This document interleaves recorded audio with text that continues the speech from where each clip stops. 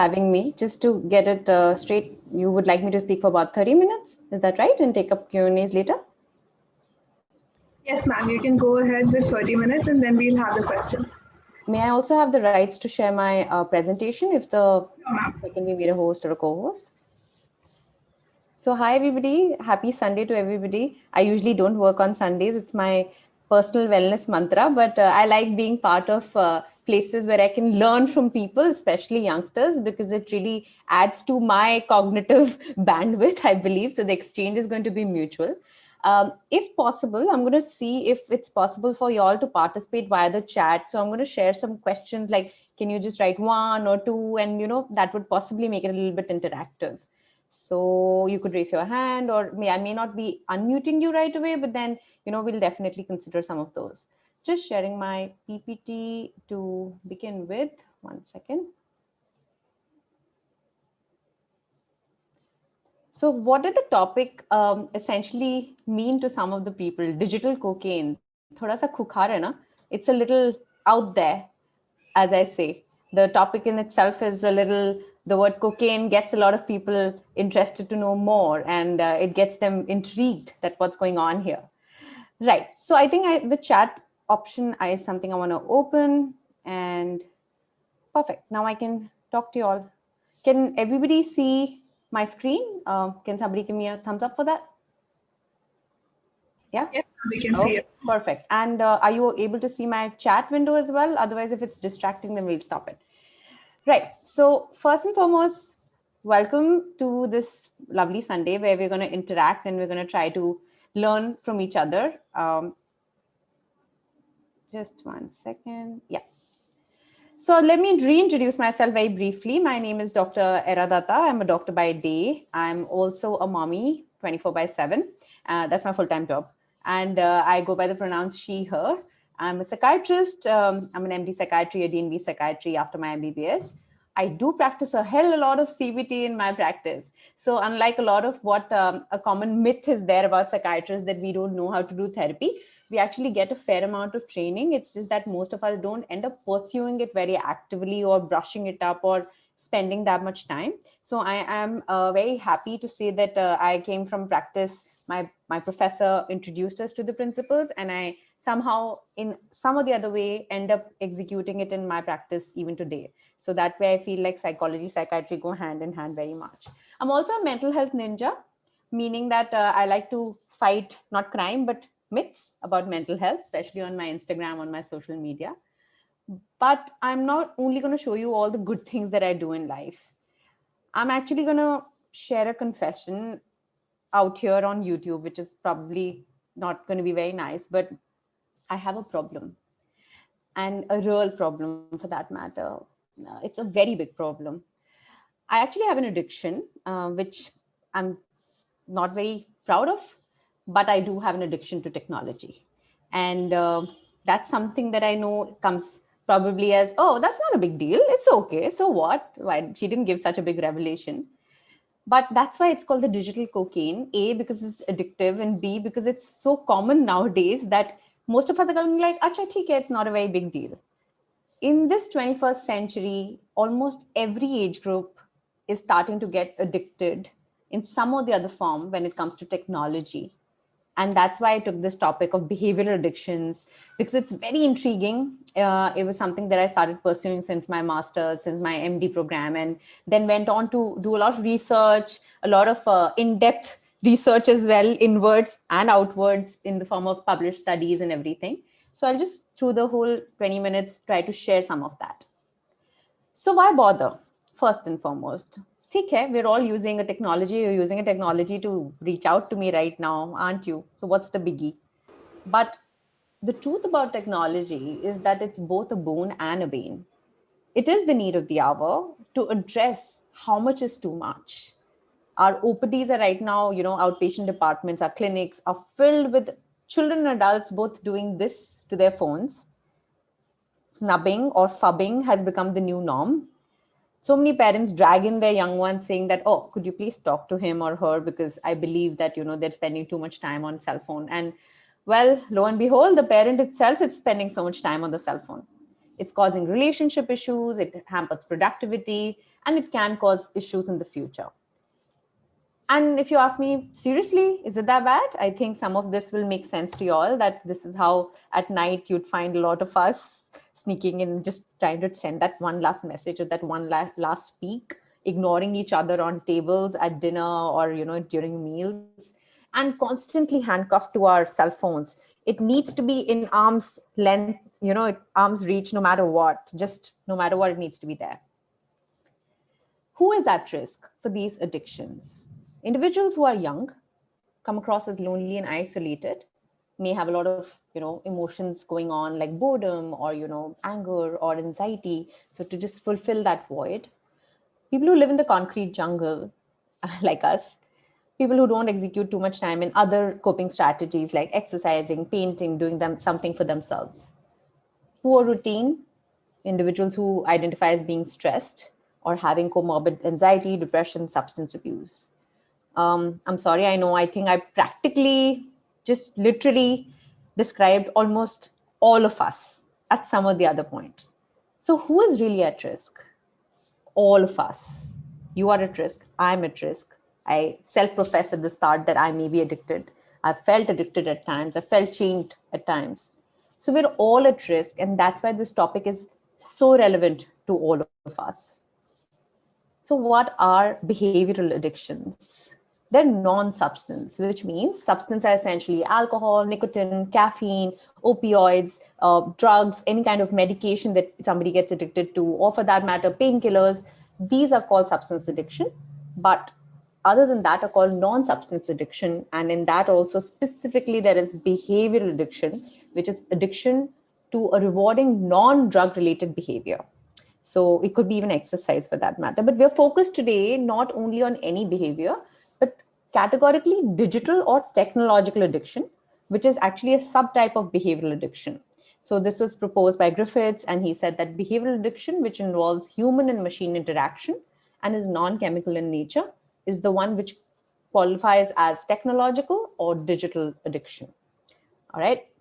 Now, I would like to say that neurobiologically, interestingly, both substance and non-substance addictions have similarities. They may not be exactly the same, but they have similarities.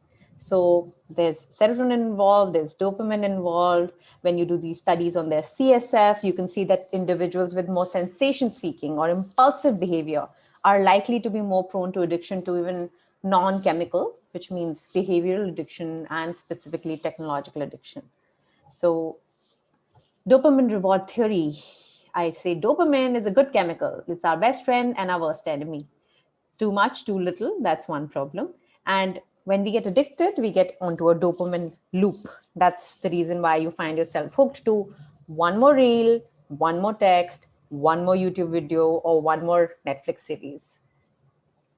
So what are the common technological addictions? What is dopamine? That's a question that I'm being asked. Dopamine is a neurochemical in the brain. There are many chemicals in the brain. Serotonin is a common one. Then dopamine is a common one. Oxytocin is there. Adrenaline is there. Like that, there are many chemicals in the brain.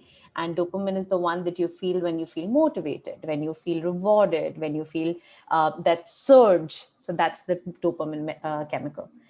Now, I have a question to ask from y'all, and I would like it in chat that most of y'all reply. How many gadgets of these do you all own? Are you the proud owner or the sad captive of more than two on this screen? So that's a cell phone, that's another cell phone, so more than one cell phone. Television, Alexas, your iPads or your digital screens, your desktop, and your Apple Watches or any Fitbit watches. So please type in the chat box, how many gadgets do you have of your own at the moment, at least around you for that matter? More than two? So I'm getting 3, I'm getting 4, I'm getting 2, I'm getting 1, 4, but you only use some, 3. A lot of people saying 3, 2. Excellent. I'm glad that so many people are saying more than 2, because honestly, I'm guilty to have many of these. So I don't feel very bad anymore. So a lot of us have been the sad captives or the proud owners of these gadgets. And we think more the merrier, right? Now, Internet addiction in itself is one of the most common addiction out there. In fact, there is so much evidence about it now because it started about 10 years back when I was still in med school, where they started researching it. In fact, a little more than 10 years for that matter. This paper's from 1996. I was probably a kid and not in school that time. But Kimberly S. Young has done some tremendously good work when it comes to internet addiction. It is real, guys. It's not a bad habit. It's not in your head. Sachai hai. This is true for all good reasons.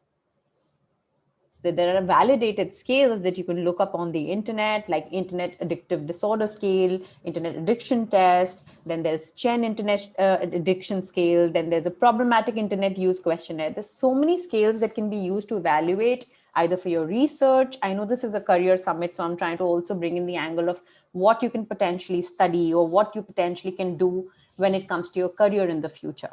So you can study these things. You can use it with your clients. All of these evidences exist out there and they've been validated. Cell phone overuse is a kinder term used instead of saying mobile phone addiction. And that is obviously, like I said, I have two right here with me and I'm talking on my laptop. So clearly I have three already. So cell phone overuse is a very common thing as well. A study from Stanford showed that more than 200 iPhone using students, of them, 10% admitted to being fully addicted to their iPhones. In fact, they even used the stats back then from the iPhone to see how much time somebody was spending. And 41% said it would be a tragedy to lose their phone. 6% said, no, I'm not addicted at all. And 34% were cited as almost addicted. Sleeping next to the phone, a very common occurrence, isn't it? So under our pillow is our phone. It shouldn't be, but it is. And 69% more likely said that they're likely to forget their wallet, but not their phone. Now, I want everybody to type in the chat box why if they sleep next to their phone. So let's see how many of you all actually fit into this 75%. Type why in the chat box if you actually sleep with your cell phone. Some whys, good, good. Wow, a lot of people fessing up. I'm proud of you all. This is called good insight. For alarm, it doesn't matter the reason. So in fact, the alarm being away from you is going to make you forcefully get out of the bed versus the alarm being so close to you on the side table. Okay, fine. So it shouldn't be within the arm's length is what I mean to say. Does it count if it's on the table? Okay, great replies, guys. It's really nice when you all participate because it gets the whole flow going that how many of you relate to this. 1 in 8 people are addicted to their smartphones, and the more we use them, the worse it gets. That's the reality right now. I'm sorry, I'm just going to try to shift this somewhere and it's coming in the way.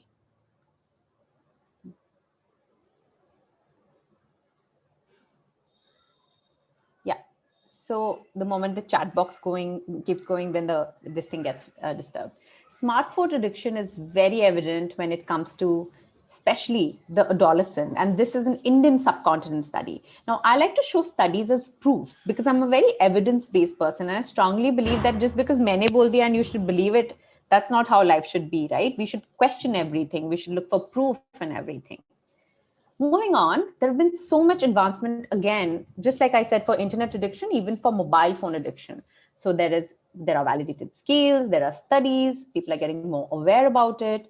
The ICD is formulating diagnostic criteria about it. The DSM has made some stipulations about research purposes. Companies are getting more aware. I'm sorry if some of these terms like DSM, ICD may not sound relatable, but if you step into the field of psychology, they will all become very, very much your bread and butter for every day. The new terms is something which have started getting coined, and that's the one I want to introduce you to. In fact, I did a post on my Instagram Reels today just about this, phubbing. Phubbing is when you're snubbing somebody because of your cell phone. So you're ignoring somebody because you're so deep into your cell phone that you're just busy. There's nomophobia, which, as the name says, no mobile phobia. And these are jargons which have gotten very popular amidst the millennials and post-millennials. So these are terms you may have heard loosely in and around. So 1 second. Yeah, right. So this is typically all of us at this moment, aren't we? We're all standing next to each other and we're all looking into our cell phones. So really, are the smartphones making us smarter or not so smart? I'm not very sure, because there's so many cases of accidents of even the driver doing that, even the person, pedestrian crossing the road doing that. And if you've been guilty for walking up the stairs, down the stairs, around your house with your cell phone in your hand, you know that you're maybe borderline addicted right now.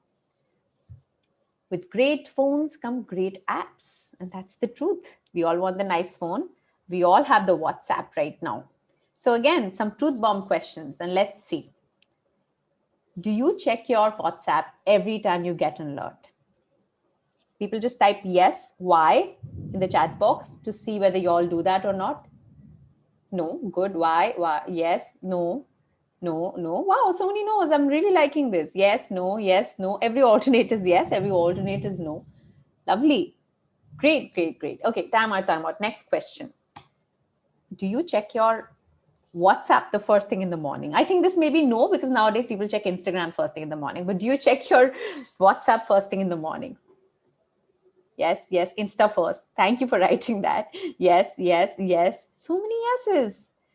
Right.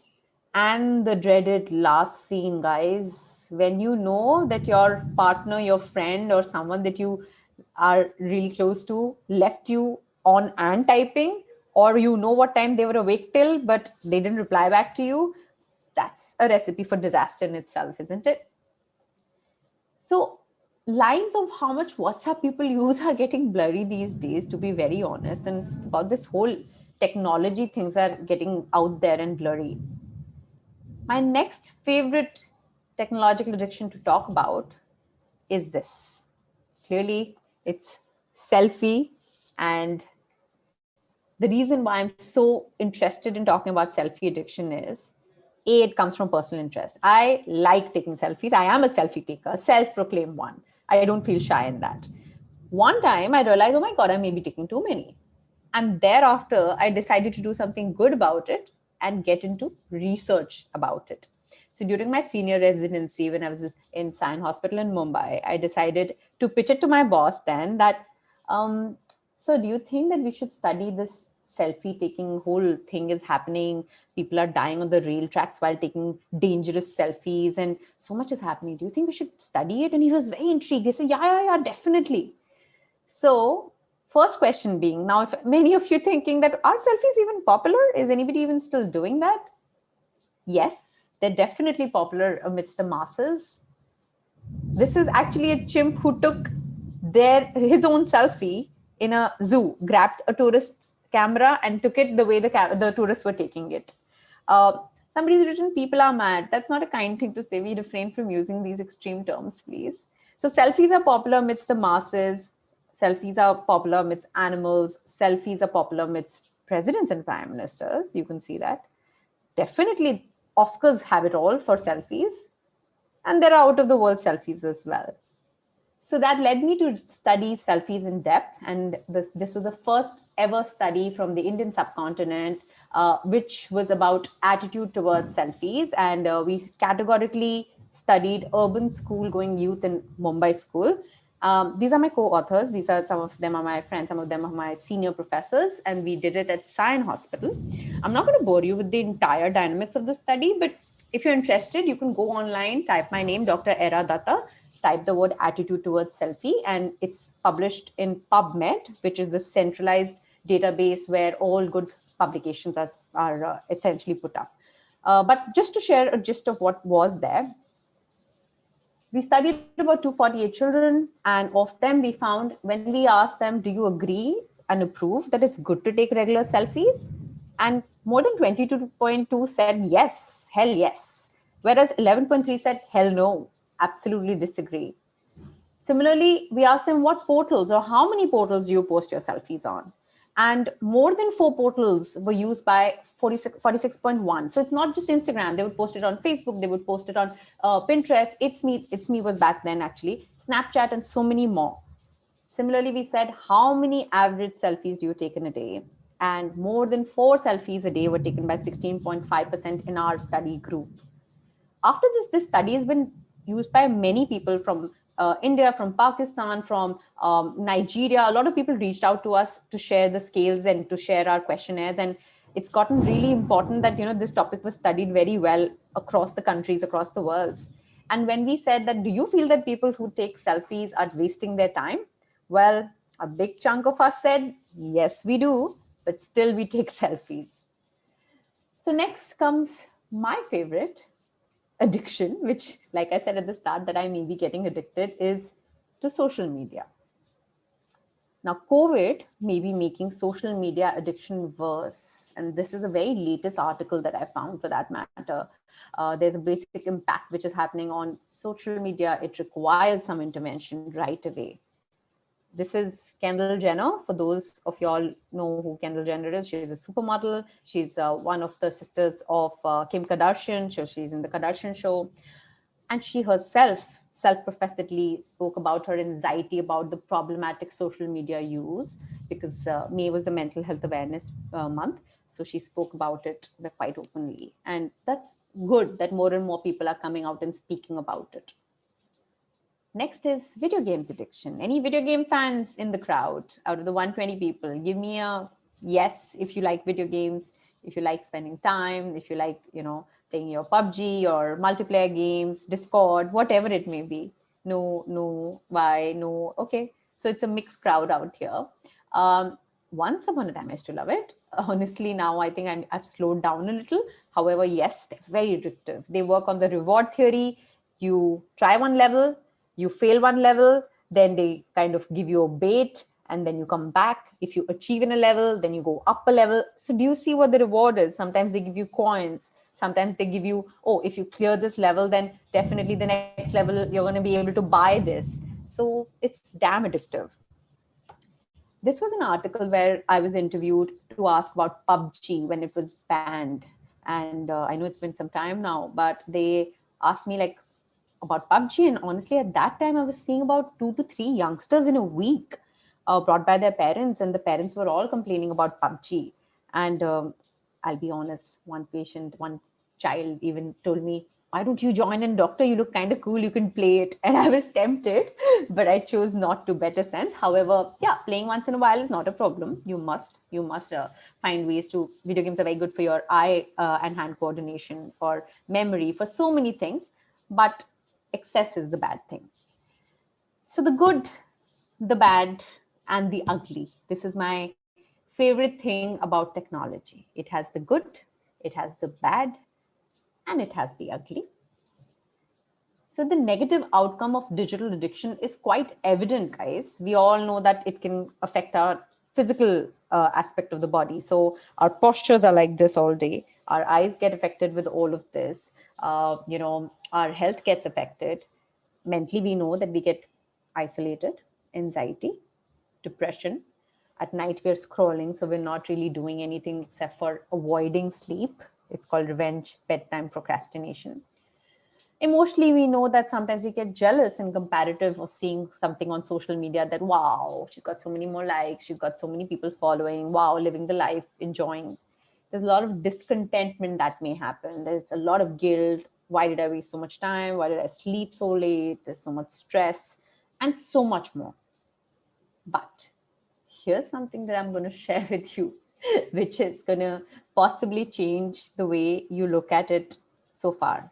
So this is a very recent study conducted at Oxford, where they studied teens, tech, and mental health. And this is the outcome, that there remains little association between technology use and mental health problems. And they studied a very large group of population. So eventually they said that, yes, it has some impact, but not as negative as we have been making it. And they said that we couldn't tell the difference between social media impact and mental health in 2010 and 2019.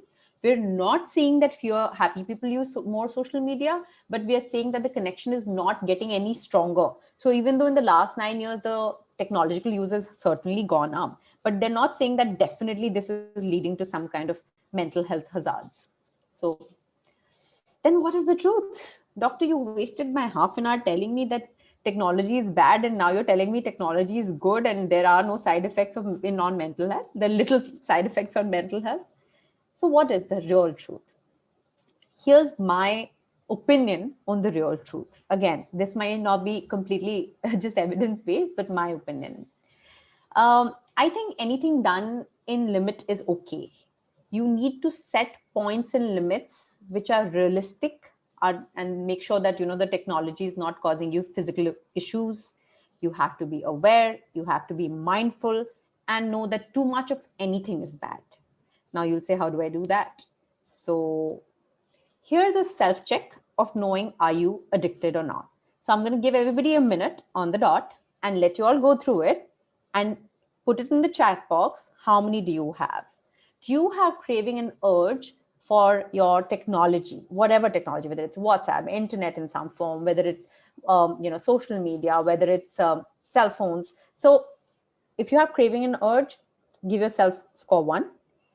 Go to score number 2, which is tolerance, which means that earlier you would spend 30 minutes on social media, but now you need an hour and you kind of need more and more and more. How much time is wasted? That's third point. So if you have 1, 2, and 3, so you have 3 points so far. Next is withdrawal, in which your mood may be irritable. If your mom takes your phone away, or if your partner takes your phone away, you're going to get irritable. You're going to get cranky. If your priorities have changed, you should be studying or working and you're just headed towards your phone. If it started affecting your social life, your work life, your home life, others around you started saying, you're doing too much of this.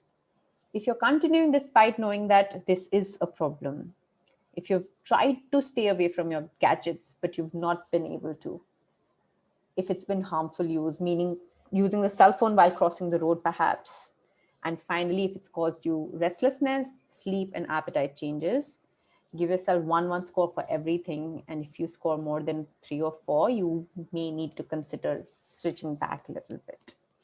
Now, going back, setting your own rules for your own self is the thing that you can do. Let's move from mindless scrolling and mindless technology to mindful technological use, because technology is not going to go anywhere and we have to live with it, but we can't let it drive us. We have to be in charge. So be aware, take charge, take control of how much technology are you using, and are you using the technology or is the technology using you? Also, every now and then go on a dopamine digital detox, which is a fast. So like it's a device fast. So sometimes I just go off social media for a couple of days. Sometimes I just decide to not use my laptop except for the working days for nothing but just work and no YouTube. And I just read a book instead. So it could be your own way, but going on a digital detox is a very good idea. Next time when you reach out for your cell phone, next time when you open Instagram, here are some questions that I would like you to ask yourself, please. Number 1, why am I resorting to this? Number 2, what does it do for me? Number 3, where does it take me? Number 4, what else could I have done with this time? And finally, is it really taking me away from something else which was my target? Should I have been studying? Should I have been working out? Should I have been talking to my mom? In such answers, you may want to reflect and step away from the device for a bit, at least. Finally, if you are looking for a career in this particular field called behavioral addiction, go for it. There's a lot of scope for research. You'll find a lot of clients. We all have technological issues. You can work on focused intervention programs, a lot of rehab facilities. I've worked at some in Delhi, I've worked at some in Bombay, and there are focused programs when it comes to gadget addiction as a part of their entire thing, especially when somebody comes with drug addiction. We also focus on non-substance addictions as well. And finally, you can also help chalk out detox programs for others and for yourself first. So that's me, that's my time. I hope I managed to squeeze in a lot of information in a little bit of time. I'm open to questions now. Thank you so much, ma'am. It was like an awakening again, just like the movie Social Dilemma did for us. Yes, I was going to mention it, then I didn't want everybody to go on to another social media platform and look for more evidence. No, but even after we watched the Social Dilemma, how much has really changed for us? Like after knowing the truths, we are still there. That is the power of addiction, is what I think. I agree with you 100%. Yes. So on the lines of you talking about selfies, there is a question. What do you think? Why do you think people are addicted to selfies? Is it because of the pressure that social media influencers unintentionally put on us? Okay. So the study that we had done categorically was about two main aspects that are the most correlated with selfies. One is body image. So taking matters in your own hand literally, because a selfie is a picture that you take of your own self and you want to look a certain way. So one is a body image. You want to present your best foot forward, is why selfies are so popular. Number two is we also studied narcissism as a part of selfies, which may not be there, may be there. Some people also use it when they are underconfident to overcome that. So in that case, I consider it's a good thing. So selfie has a lot to do with your own first, and then of course the peer pressure, the societal standards of beauty or how people look at it do matter as well. Okay. So what do you think is the more plausible idea to completely deprive ourselves from games or play them once in a while? Balance. That's the key word. I do not ever preach to anybody, whether it's addiction, whether it's sleeping, whether it's OTTs, whether it's social media, to go on a 0 or 100. In balance lies wellness. So you don't drive at 0 because your car is not moving. You don't drive at 100. You drive at about a 40, 50, 60. And titration is the toughest thing, isn't it? But I would recommend you that you figure out what works for you the best. If you do believe that taking the no video game route is a good idea for a while, then why not experiment with it and figure it out? That's correct. So could the ban of games like PUBG create any kind of digital withdrawal or other health issues in children and adolescents? When the ban had happened, like even on TikTok, on PUBG, all of that had caused a lot of mass disappointment and a lot of like, oh, what will we do next? But this is the beauty of technology. There's always a next one around the corner. So PUBG was then replaced with something else, and we'll always find something to look forward to. So human beings are clever; they find hacks. Totally. So, what are the major categories of internet addiction? How have they been recognized by the medical establishments? Right. So there's a lot of research being done on this. DSM has proposed some guidelines. ICD-11 is making changes in 2022 is when it will come in place, and we'll know a lot more then. But as a broad aspect, the term addiction is being dropped a lot because it's happening to everybody. So they've started using the term problematic use disorder instead of saying addiction, because we're all going to use it, but how much use is a problem and how much use is acceptable, which is unique to everyone, right? So that is the work that they're doing, and maybe as young budding psychologists, you guys can do more work. Absolutely. So, what is the relationship between regulation, procrastination, and the digital technology? Like, how does one break the procrastination habit due to technology? Very good question. Something I do every day, which I get asked like 10 times a day. Um, when people come and tell me that I'm procrastinating, my first question is always, what are you doing instead? And the answer is usually technology, right? So clearly the distraction is external. If the distraction is primarily external, you may have to get rid of the culprit for a while. If the distraction is more internal, of course, there are other things as well. There could be ADD, there could be depression, there could be anxiety, and those need to be worked on as well. But the external distraction are the ones that you need to primarily work on. This loop which is there, you're right, the reward theory that I was talking about earlier, and somebody asked what dopamine is. This needs to be paused for a bit, and only after the initial restlessness you start to see something happen within yourself where you'll be like, oh, there's a sense of calm also despite this. So keep trying, keep failing, keep trying again. That's my mantra in life. That's what I do. At least every time I find myself a little hooked, I try to walk away, and then I go back in limitation. I again walk away. So that's how you need to figure out your own style. So, talking about dopamine, have you come across the term dopamine detox because it's very I popular? wrote it. I wrote dopamine fast, dopamine detox. I Yes. wrote it in one of the treatment So, strategies. Yeah. yeah. So, if you can explain more and how people should adhere to practice it in their Honestly life. speaking, you cannot literally do a dopamine detox because it's a chemical in your brain. It's going to be there, right? Even when you're fasting, you can't literally like deprive your body to the point like कि एकदम सब कुछ ही नहीं होगा. So dopamine externally, if you want to go on to a detox or a dopamine fast, we call it a digital fast or dopamine fast, you need to get rid of your technological devices for a set period of time. Some people go for 5 days, some people go for 7 days, some people go for longer. Now, what that means is a lot of them just resort to basic phone calls. Hi, hello, what's going on? Because in today's world, we need to be constantly aware of, and maybe your profession requires you to. I recommend people that when they're on vacation, like when they're actually on vacation, why not take the dopamine fast then? Because instead of being mindfully aware of everything around, you're just busy putting your Instagram updates about, hey, I'm here and I'm doing this. So that's a wonderful time to do a dopamine detox, because your workplace is not going to call you enough. Your friends know where you are, everybody knows, and they don't need to know every second. And you can just mindfully enjoy yourself. So that's how you do a dopamine fast. So we tend to think that only the younger generation or the teenagers are the ones who are more prone to being addicted. And we know for a fact that our parents or even the older people are very much engaged with technology. And Absolutely. how do you think this phenomenon comes in picture with them? Like, misinformation and the whole thing that was going on with WhatsApp University and believing that all the things that come on WhatsApp is true. So how do Correct. you think that can be tackled? So there's a beautiful thing that we do called media literacy, and we do a lot of programs about it. And media literacy is all about teaching young, but I believe it should be for older people also, to know the value where the sources, the information is coming from. Question everything. And that's why in my talk also, I told you, don't believe me. I did not come up with these terms. I'm showing you actually evidence. So look for evidence, find the right links. Like PubMed is a very genuine source. Don't just Google words and look it up. The first link jo aa gaya, this is the right answer.